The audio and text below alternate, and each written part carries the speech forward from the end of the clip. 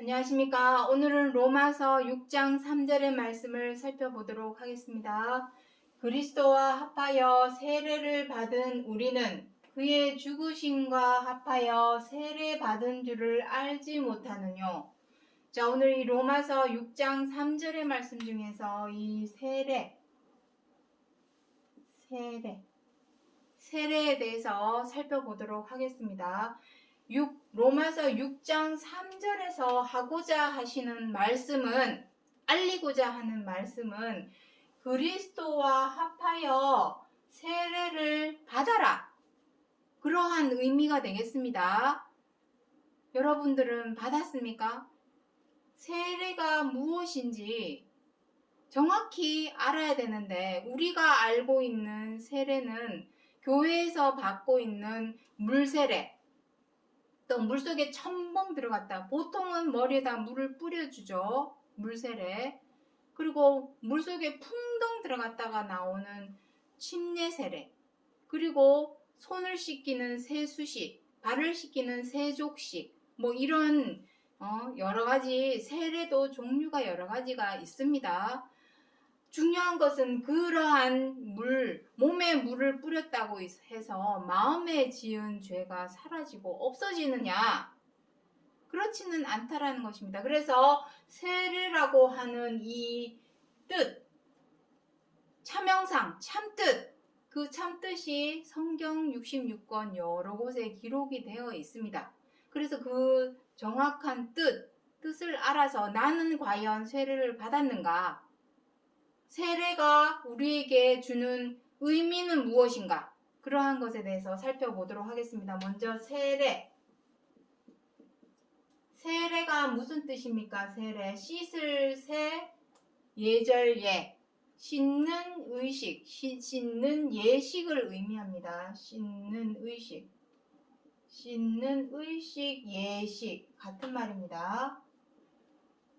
씻는 이유가 무엇이겠습니까? 세례라고 하는 것은 두 가지 의미, 우리가 지금 통상적으로 일반적으로 알고 있는 교회나 천주교에서 전파하고 있는 세례의 일반적인 의미는 첫 번째, 일반적인 의미를 살펴보도록 하겠습니다.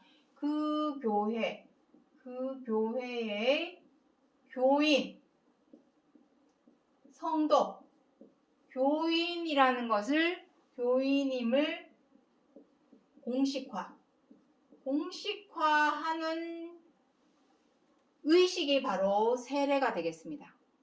그것은 우리가 교회에서 물론 아무 의미 없이 임의대로 마음대로 세례를 하는 것은 아닙니다. 성경에 이 세례에 대해서도 기록을 해 놓고 있습니다. 자, 마태복음 3장 13절부터 15절의 말씀을 보도록 하겠습니다. 예수께서 요한에게 세례를 받으려 하신대 요한이 내가 당신께 세례를 받아야 할 터인데 내게로 오시나이까? 그랬더니 예수께서 우리가 이와 같이 하여 모든 의를 이룸이 합당하니라. 자, 이게 무슨 의미일까요? 그리스도께서 세례를 받았습니다. 누구에게? 요한. 여기에서 말씀하시는 요한은 예수님의 제자 사도 요한을 말하는 것이 아니라 세례 요한을 의미합니다. 세례 요한. 세례 또는 침례 요한이라고도 하죠. 침례교회에서는 침례 요한이라고도 얘기를 합니다. 세례 요한. 그 세례 요한에게 세례를 받으러 나오고 있습니다. 그랬더니 요한이 무엇이랍니까? 내가 당신께 오히려 세례를 받아야 되는데 왜 당신이 나한테 세례를 받으려고 오시나이까? 그렇게 얘기를 하죠. 그랬더니 예수께서 뭐라 합니까? 우리가 이와 같이 하여야 모든 의를 이룬다.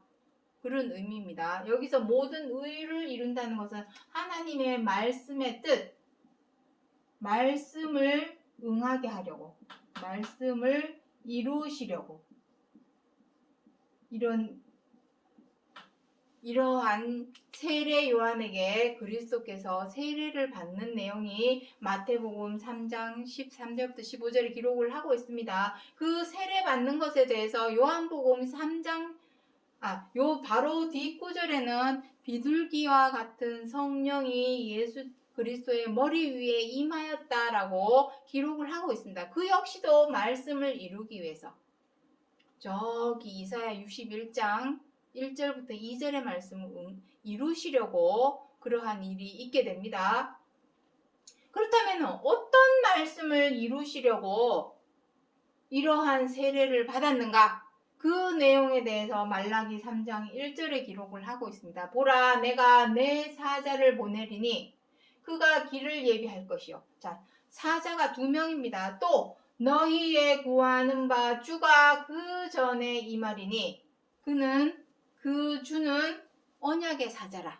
이렇게 기록을 하고 있습니다. 첫 번째, 하나님께서 사자를 두 명을 보냅니다. 한 명만 그리스도께서 사실은 하나님께서 보내고자 하는 언약의 사자죠. 하지만 그 언약의 사자가 오기 전에 길을 예비하는 길예비 사자. 그 길예비 사자 첫 번째, 이것은 길예비 사자라 합니다. 길예비 사자. 길예비 사자. 그리고 여기서 여기서 그 전은 어디를 말합니까? 세례 요한의 교회. 성전입니다. 성전. 그 길예비 사자의 성전에 주가 호련히 임하리니 이렇게 기록을 하고 있습니다. 그 전에 그 성전에 그리스도께서 계셨는지 안 계셨는지 뭘로 알 수 있을까요? 바로 이 세례입니다. 세례.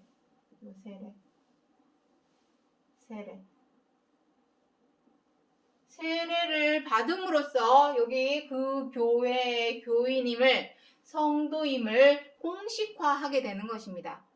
다시 말해서 그리스도께서 세례 요한에게 세례를 받을 수밖에 없었던 이유는 바로 이 말라기 3장 1절에서 예언하고 있는 이 말씀, 길예비 사자가 바로 세례 요한이죠. 세례 요한. 이 세례 요한에게 세례를 받아야지. 그 세례 요한의 교회, 성전에 그리스도께서 임하였다, 계셨다, 그 교회의 성도였음을 공식화하기 위해서 세례를 받으신 것입니다. 그 전에서 계셨던 것을 무엇으로 알 수 있을까요? 그리스도께서 너도 나도 지금도 어떻게 하면 내가 예수다, 내가 그리스도다, 다 그렇게 얘기를 합니다. 주의 이름으로 내가 그리스도다, 예수다. 그것을 무엇으로 증명하고 무엇으로 알 수 있냐는 것입니다. 말로만 내가 예수다 하면 예수가 되는 겁니까? 내가 그 다시 오신다고 하신 그리스도다라고 얘기를 한다고 해서 그리스도가 되는 것입니까? 내가 바로 하나님께서 보낸다고 하는 언약의 사자다, 이렇게 얘기한다고 언약의 사자가 되는 것입니까?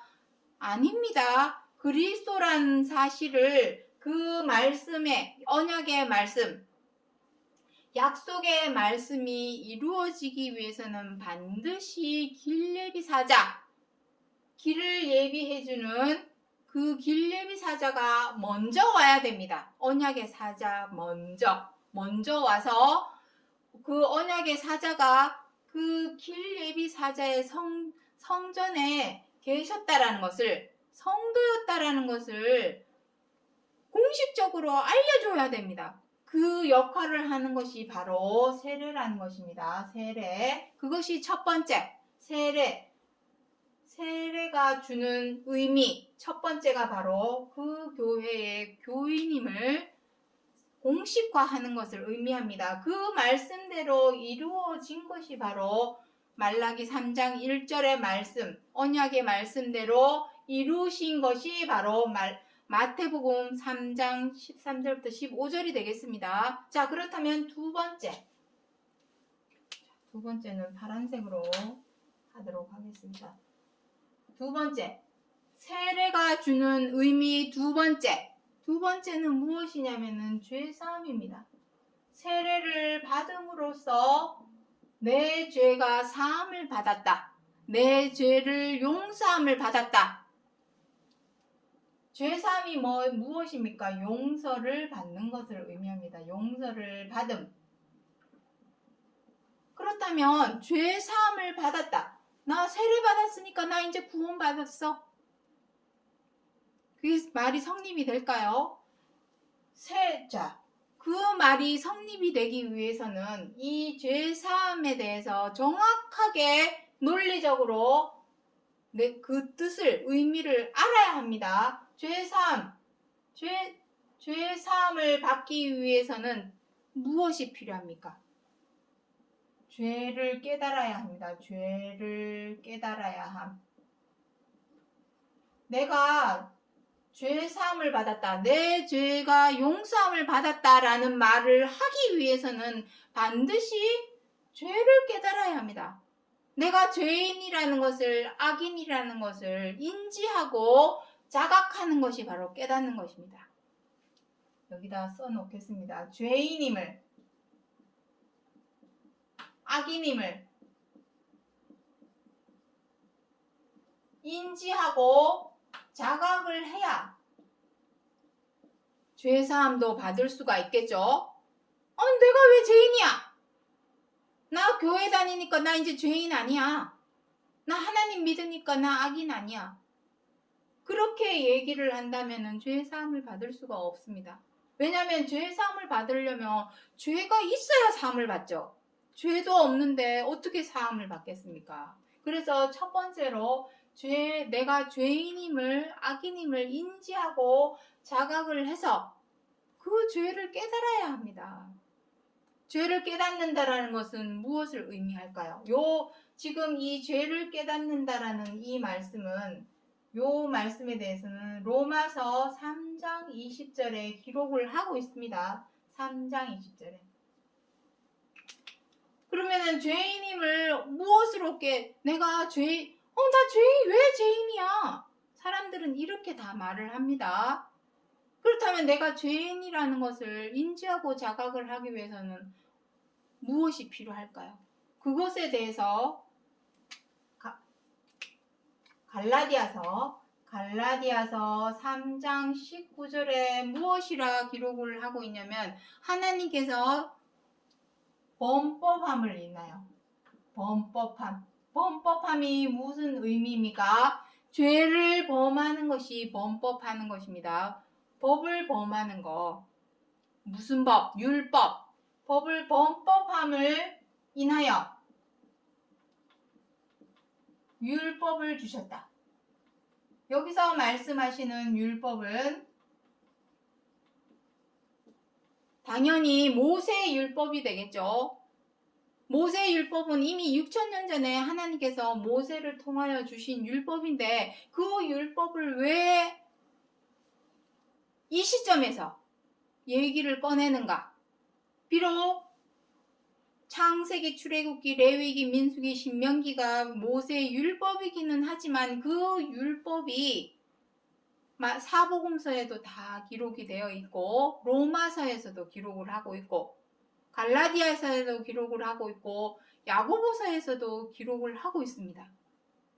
이미 6,000년 전에 기록하여 주신 그 율법을 왜 사복음서의 신약 성경에서도 변함없이 기록을 하고 있느냐? 연결선상에 있다라는 것을 기억을 해야 합니다.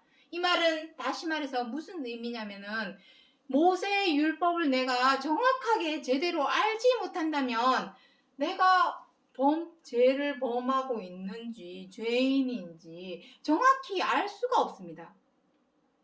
말로는 하나님을 믿는다고 하는데 하나님이 주신 율법에 대해서는 아무것도 몰라요.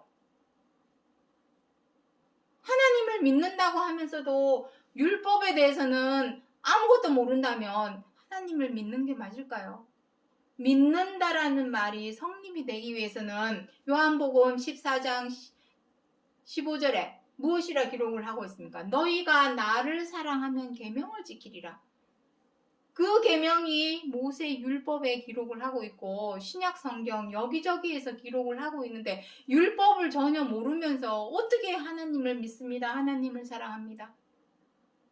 라고 말을 할 수가 있냐라는 것입니다. 어불성설입니다. 율법을 알아야만 합니다. 모세의 율법. 그 율법을 온전하고 완전하게 완성을 하신 것이 바로 그리스도가 되겠습니다. 자, 그래서 율법. 또 율법에 대해서 얘기를 안 할 수가 없게 되는 것입니다. 자, 요 부분은 지우도록 하겠습니다. 자, 모세의 율법. 자, 율법에 대해서 보도록 하겠습니다. 자, 여기 먼저 9절 먼저 읽어보도록 하겠습니다. 로마서 7장 7절에 율법을 말미암지 않고는 내가 죄를 알지 못하였으니 곧 율법에 탐내지 말라 하지 않았다면 탐심을 몰랐으리라. 자, 이게 무슨 의미냐면 하나님께서 모세 율법 안에 정말로 많은 내용을 기록을 해 놓았기 때문에 그 광범위한 내용 중에서 우리가 사람이라면 반드시 꼭 지켜야 할 계명 10가지 10계명 그 계명을 모세를 통해서 시내산에서 두 돌판에 새겨 주었습니다. 두 돌판에 기록을 해 주었지만 사람들이 안 지키니까 모세를 따라 애굽에서 탈출한 유대인들이 시내 광야에 있을 때에 모세가 시내산에 올라가서 두 돌판에 십계명을 받아서 내려왔습니다. 하지만 사람들이 그 계명대로 지키지 않으니까 모세가 어떻게 했습니까? 그 두 돌판을 깨버리죠. 지키지도 않는데 이게 십계명이 다 무슨 필요가 있겠느냐 하면서 다 깨버리는 내용이 기록이 되어 있습니다. 그래서 진짜 새겨야 될 것은 돌판이 아니라 마음 신비, 마음의 돌판에 새겨라. 그 내용에 대해서는 하박국에서도 기록을 하고 있습니다만 어찌됐거나 자, 여기서 말하고자 하시는 내용은 무엇입니까? 탐내지 말라. 십계명에 탐내지 말라 외에도 도둑질 하지 말라. 거짓말을 하지 말라. 탐내지 말라. 내 부모를 공경하라. 뭐 여러 가지가 있습니다. 다른 것은 뭐 죄에 관련된 내용이 아니니까 일단 배제를 해놓고 3가지만 얘기하겠습니다. 거짓말을 하지 말라. 탐내지 말라. 그리고 또 무엇이 도적질 하지 말라.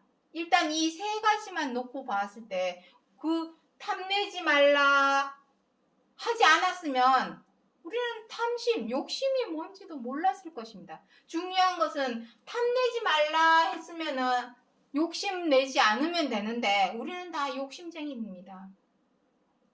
살아가면서 식욕, 성욕, 무력, 또 싸우고자 하는 정욕. 사람이 욕심이 많습니다. 욕심을 내지 말라 했는데 사람들은 다 욕심대로 행하고 있습니다. 죄인입니까? 아닙니까? 하나님을 믿고 안 믿고 교회를 다니고 안 다니고를 떠나서 모든 사람, 이 세상에 태어난 모든 사람 중에 욕심이 없는 사람 누가 있습니까? 마음을 비워야 되는데 어떤 순간 내가 이 중에서도 정말 가장 구체적으로 말하고자 하는 욕심은 야고보서에 나옵니다. 야고보서 4장 1절부터 4절에 물고 뜯고 싸우고자 하는 욕심, 물론 이것을 의미를 하고 있습니다. 이유야 어떻든 내가 어떤 물고 뜯고 싸우는 상황에 내가 던져졌다면 버려야 되죠. 왜냐하면 싸우고자 하는 정욕조차도 욕심이기 때문에 사람이 본능적으로 나오게 되는 욕심이기 때문에 그것도 버리라. 탐내지 말라는 것은 그 욕심을 버리라. 이러한 의미가 되겠습니다. 그런데 우리는 어떻게 합니까? 이게 그냥 물고 뜯고 싸우고 함부로 대하고 합니다. 갑질을 하는 행동을 하고 그러한 행동을 합니다. 하지 말래는데. 그럼 우리는 다 죄인이죠. 죄인임을, 악인임을 인지하고 자각하게 하려고, 죄를 깨닫게 하려고 범법함을 인하여 하나님께서 율법을 주셨다. 그것을 말씀하시는 것입니다. 첫 번째, 여기 써놓았지만은 첫 번째, 죄인임을 깨닫게 하시려고 율법을 주신 것입니다. 그리고 깨달았다면 어떻게 해야 되겠습니까? 용서하여 주옵소서. 용서하여 주옵소서 해야 되겠죠. 용서하여 주옵소서 하는 의미는 무슨 의미입니까? 죄사함입니다. 죄사함. 우리가 교회에 가면은 무엇을 외웁니까? 주기도문. 마태복음 6장에 보시면 너희는 이렇게 기도하라 하고 그리스도께서 기도할 기도문을 주셨습니다. 그 내용 중에 무엇이 나옵니까? 우리가 우리에게 죄 지은 자를 사하여 준 것 같이 우리의 죄를 사하여 주옵시고 다만 악에서 구하옵소서. 그렇게 기록을 하고 있습니다. 그것은 무슨 의미입니까? 우리가 죄인이기 때문에 하나님을 믿고 안 믿고 그리스도를 믿고 안 믿고의 문제가 아닙니다. 교회를 다니고 안 다니고의 문제가 아닙니다. 사람으로 태어난 이상 죄를 짓지 않는 사람은 아무도 없습니다. 로마서 3장 10절부터 무엇이랍니까? 의인은 없나니 하나도 없도다. 선인은 없나니 하나도 없도다. 물론 착한 일도 하고 사람들은 의로운 일도 합니다. 하지만 무엇도 합니까? 죄도 범합니다. 악도 행합니다. 그렇다면 우리 사람을 의인이라 얘기를 해야 할까요? 죄인이라고 얘기를 해야 할까요? 한번 잘 생각해 보시기 바랍니다. 정말로 의인이고 선인이라면 어떤 상황에서도 무슨 일이 있어도 무조건 의로 행해야 되고 선으로 행해야 되는데 우리는 죄도 범합니다. 악도 행합니다. 그렇다면 우리는 온전히 선인이다, 의인이다 라고 말할 수는 없습니다. 하지만 죄인입니다, 악인입니다 라고는 말할 수 있는 것이죠. 그렇게 말을 하는 이유는 그 죄를 정죄하고자 함이 아니라 내가 죄인임을, 악인임을 깨달아야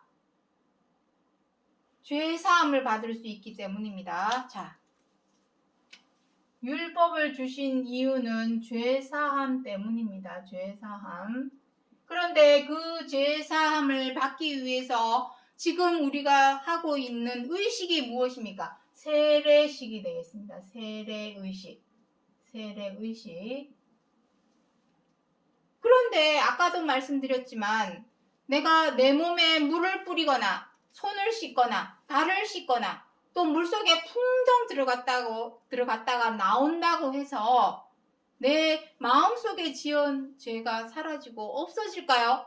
이것은 정말 의식일 뿐 세례의식, 세례예식에 불과하다라는 것입니다. 세례의식. 예식에 불과하지 내가 세례를 받았고 세례명을 받았다고 해서 내 죄가 없어지고 사라지는 것이 아닙니다. 왜냐하면 마음에서 시작되는 죄이기 때문에 마음에서 있는 죄가 말로 행동으로 나오는 것입니다. 그런데 내가 세례식을 받았다고 세례명을 받았다고 내 죄가 없어지고 사라지는 것일까요? 절대로 아니라는 것입니다. 그것은 정말로 의식에 불과할 뿐 의식일 뿐 예식일 뿐 세례를 받았다고 해서 세례명을 받았다고 해서 죄를 짓지 않는 것은 아니다. 그렇다면 어떻게 해야 하느냐? 내 죄가 정말로 사함을 받기 위해서는 어떻게 해야 하느냐?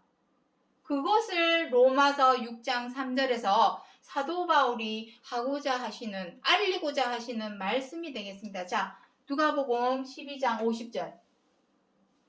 나는 받을 세례가 있으니 그 이루기까지 나의 답답함이 어떠하겠느냐?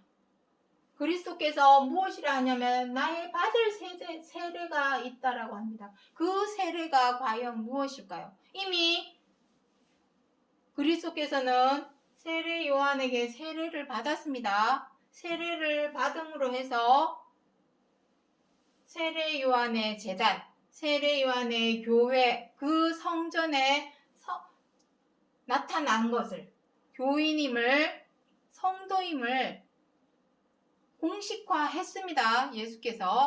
그리스도께서 그렇게 세례를 받을 수밖에 없었던 이유는 이 말라기 3장 1절의 말씀, 약속의 말씀을 이루기 위해서, 의를 이루기 위해서 그렇게 하신 것입니다. 이미 세례를 받았는데 왜 또 나는 받을 세례가 또 있다, 나의 받을 세례가 있다 라고 하신 이 세례는 무슨 세례를 의미할까요?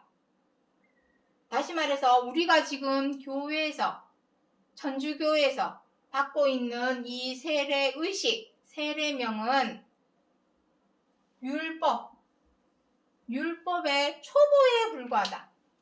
초보입니다. 초보라는 의미는 무엇입니까? 온전한 것이 아니라는 것입니다. 부분이라는 것입니다. 일부분. 우리가 정말 세례의 참 형상, 참 뜻이 있는데 그 참 뜻, 참 형상의 일부분에 불과하다.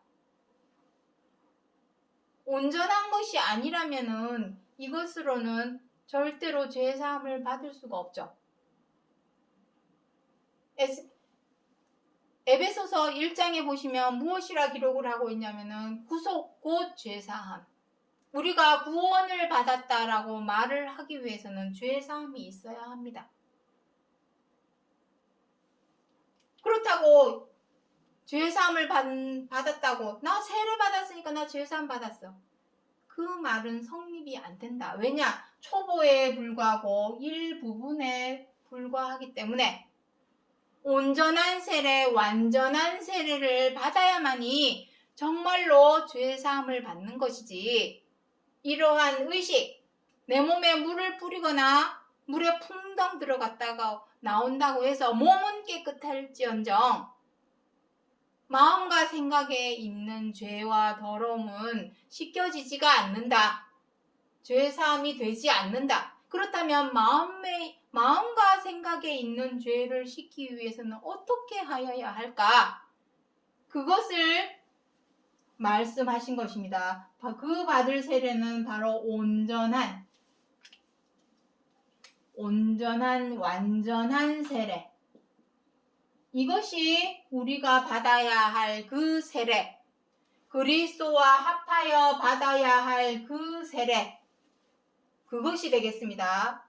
누가복음 12장 50절에서 그리스도께서 말씀하신 이 받을 온전한 세례, 그 세례를 사도 바울이 로마서 6장 3절에서 말씀하시는 것이고, 또 우리에게는 어떤 약속이 남아 있습니까? 그리스도께서 두 번째 다시 오시겠다는 약속이 남아 있기 때문에 이 말씀은 이루어진 말씀이 아니라 이루어져야 할 약속의 말씀이 되겠습니다. 약속의 말씀. 그렇다면은 지금 교회에서나 천주교에서 받고 있는 이 세례와 세례명은 초보와 일부분에 불과하기 때문에 온전하고 완전한 진짜 세례, 참형상의 세례를 받아야만이 구속 곧 죄사함, 구원을 받을 수 있다라는 얘기입니다. 그냥 두리뭉실하게 주 예수를 믿으라. 그러면 구원을 얻으리라. 주의 이름을 부르라. 그러면 구원을 얻으리라. 이제는 그러한 말 몇 마디로 구원받습니다. 예수님을 믿으십시오. 그러면 구원을 받습니다. 이렇게 말하는 시대는 이제는 끝났습니다.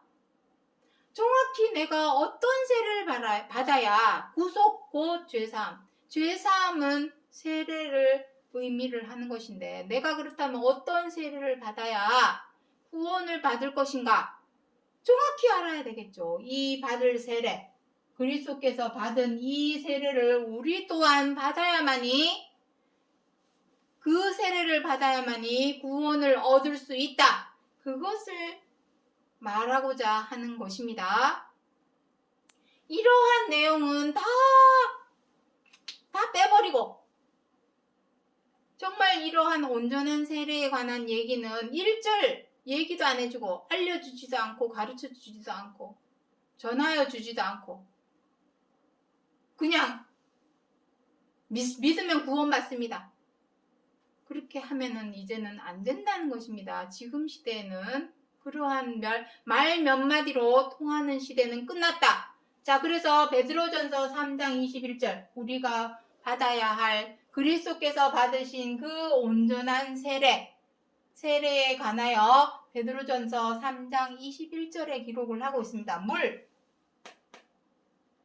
이 물은 몸을 씻는, 머리에 물을 뿌리는, 물에 풍덩 들어가는 그러한 물이 아닙니다. 자, 물은 그리스도의 부활하심으로 말미암아 이제 너희를 구원하는 표니 딱 나오죠. 물. 이 물이 우리를 구원해 준답니다. 구원의 표라합니다. 이 물이 무엇일까요? 곧 세례라. 이 물을 세례를 받아야 한다. 이 말씀입니다. 어떤 세례입니까? 육체의 더러운 것을 제하여 버림이 아니요 뭐랍니까? 오직 선한 양심이 하나님을 향하여 찾아가는 것이라. 이것입니다. 선한 양심. 우리 사람은 다 마음에 선한 양심이 있습니다. 그런데 문제가 무엇이냐면 선한 양심만 있는 것이 아니라 악한 양심이 있기 때문에 그것이 문제입니다. 악한 양심은 악한 양심이라 하지 않죠. 악한 꾀라고 얘기를 하죠. 악한 꾀.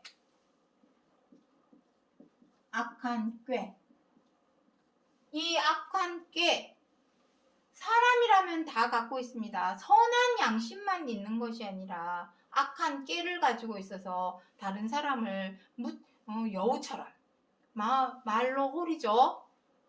사기를 치죠. 말로 거짓말을 하고 속이죠. 사람을. 그러한 악한 꾀도 있기 때문에 그 악한 꾀를 버려야 합니다. 버리고 선한 양심으로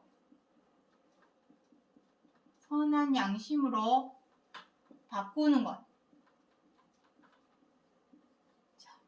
이 바꾸는 것에 대해서는 어디에 기록을 하고 있냐면은 창세기 50장 20절에 기록을 하고 있습니다.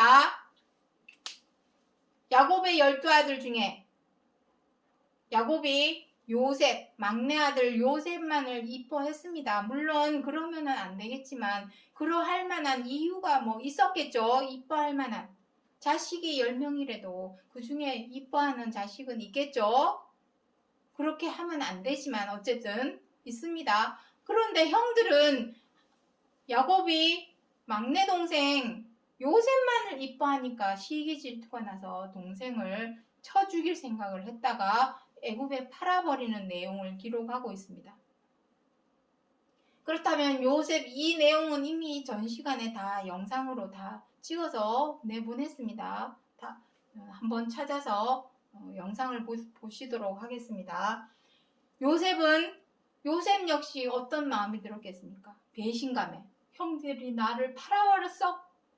나를 죽이려고 했어. 그 배신감에 요셉도 악한 마음을 품을 수 있겠죠. 형들을 악한 마음으로 속여서 형들에게 복수를 할 수 있겠죠. 사람들은 다 다 그럽니다. 너가 나한테 그랬어. 어디 두고 보자. 복수할 마음을 다 갖습니다. 소심한 복수라도 하고자 합니다. 보복을 하려고 하죠. 저 중동 지역에서 왜 테러가 일어나겠습니까? 다 보복 심리입니다. 네가 그랬지? 어디 두고 보자. 너 나한테 그런 식으로 나왔어? 나 더 큰 로켓을 쏴버릴 거야. 다 그게 보복 심리, 복수 심리. 그러한 악한 꾀, 그 악한 꾀를 요셉은 버렸습니다. 형들처럼 똑같이 돼서 형들에게 복수를 한 것이 아니라 악한 꾀를 버리고 선한 양심으로 마음을 바꾸었습니다. 그 바꾸라는 것이 바로 계명에 있습니다. 계명. 그래서 계명을 지키라는 것입니다. 계명. 그 계명의 첫째 최고한 계명이 무엇입니까? 바로 서로 사랑하라 하신 그 계명. 사랑하기 위해서는 어떻게 해야 되겠습니까? 밉지만, 마음에 안 들지만, 형들이 마음에 안 들지만, 밉지만, 진짜 나한테 나를 팔아버리다니. 몇 날 며칠을 잠도 못 자가면서 눈물을 흘릴 일입니다. 하지만 요셉은 형들과 달리 하나님의 계명이 마음에 있었죠. 새겨져 있었죠. 서로 사랑하라. 원수까지도 사랑하라. 70번, 7번이라도 용서하라. 하신 그 말씀을 마음 신비에 새겼기 때문에 서로 사랑하기 위해서는 어떻게 해야 되겠습니까? 복수하고자 하는 마음, 보복하고자 하는 마음을 버려야 됩니다. 버리고 선한 양심으로 바꿔야 합니다. 그것을 요셉은 실천에 옮겼죠. 그런데 그 요셉처럼 누가 그렇게 했습니까? 그리스도께서. 유대인들은 그리스도를 어떻게 했습니까? 때리고, 침뱉고, 비방하고, 업신여기고, 미워하고, 결국에는 십자가에 못 박게, 십자가에 못 박아라! 그렇게 얘기를 했지만 그리스도께서는 똑같이 했습니까? 유대인들처럼 똑같이 한 것이 아니라 서로 사랑하라 하시는 이 계명을 지키기 위해서 서로 물고 뜯고 싸우고자 하는 욕심, 여기 욕심 나오죠. 탐내지 말라 하신 이 욕심을 버렸습니다. 욕심을 버리고 사랑했습니다. 사랑한다라는 것은 말로는 누가 못합니까? 말이 아니라 사랑으로 행하는 것을 무엇으로 증명할 수 있을까요? 그것은 바로 선한 양심으로 바꾸는 것입니다. 선한 양심, 악한 마음, 악한 꾀, 보복하고자 하는, 복수하고자 하는 독하고 악한 마음을 버리고 선한 양심으로 바꾸는 것. 왜 선한 양심으로 바꾸어야 할까요? 계명에 서로 사랑하라 했으니까 서로 사랑하기 위해서는 양심을 선한 양심으로 바꾸어야 하니까 그래야만이 그 선한 양심이 하나님을 찾아가게 합니다. 하나님을 찾아가야 하는 이유는 무엇입니까? 하나님께 생명이 있기 때문에 썩지 않고 죽지 않는 영원 무궁한 생명이 하나님께 있기 때문에 그것을 우리는 무엇이랍니까? 부활이라 합니다.